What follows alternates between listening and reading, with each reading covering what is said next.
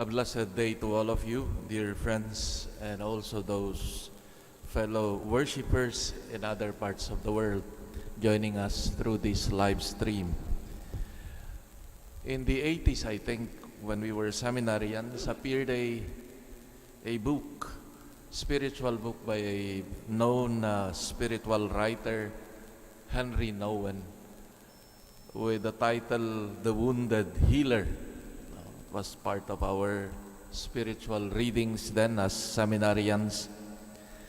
And one of the main affirmations or thesis of the book is that every person who assumes a service or a mission in the midst of the Christian people will not be able to do so with authenticity and total generosity if not based on a sincere recognition of their own limitations and sins, which places them in communion with their brothers and sisters and open themselves to the healing experience of God's love. This experience is a new calling that prepares for the mission of transmitting that same love to one's brothers and sisters. In other words, we realize that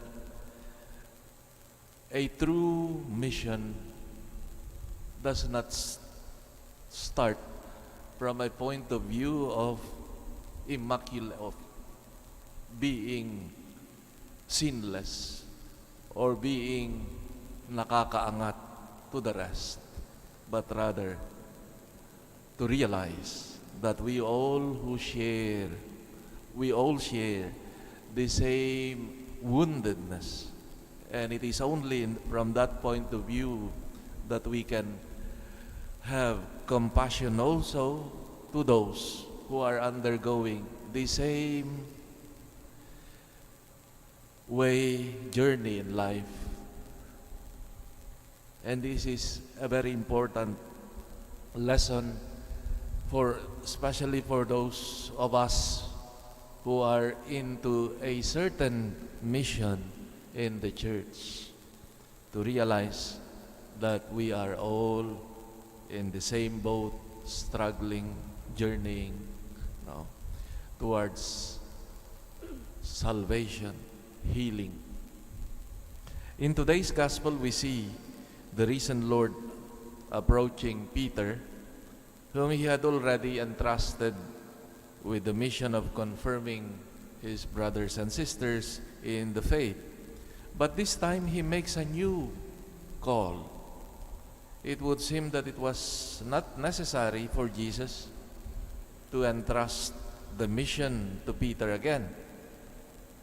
But Jesus does see it fit to do so. Jesus knows that the hard and bitter experience of denial has wounded Peter's heart and conscience, and perhaps guilt, the feeling of unworthiness or the fear of not being able to overcome this fragility can leave this apostle discouraged without allowing him to live the mission with joy and generosity. For this reason, Jesus asked him 3 times about his love. That is, he reminds him with care, as if trying to heal Peter, that love is the only thing that can cure, that can heal the infidelity of denials, and that love is the only thing that enables him to take on a mission on his behalf. The same thing can happen also to each one of us. How many times we carry out our life's mission entrusted to us, burdened with our guilt, with our mistakes, our skepticism about our abilities and fear of not being able to overcome our weaknesses. This negative force can throw us, can plunge us into a routine compliance of our tasks and mission, in bitterness of the prostrated also, or in the superficiality of the foolish.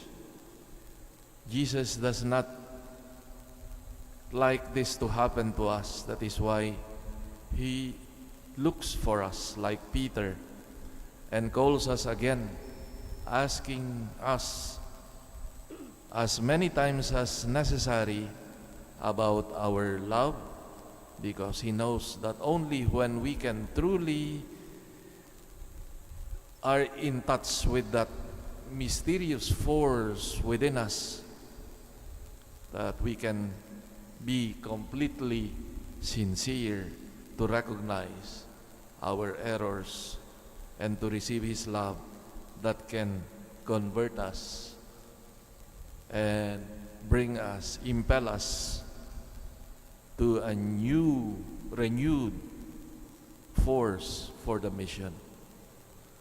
The gospel text ends with a very crisp "Follow me" of Jesus, that is new and firm. It is a call to which Peter responds from his simplicity, a simplicity of someone who knows himself weak, but from the security also of the love of the Lord. That is why Peter became a good shepherd who gave his life on the cross for the sheep of his master. As we come face to face with the Lord, with the burdens of our own conscience and weaknesses, the Lord repeats His call for all of us.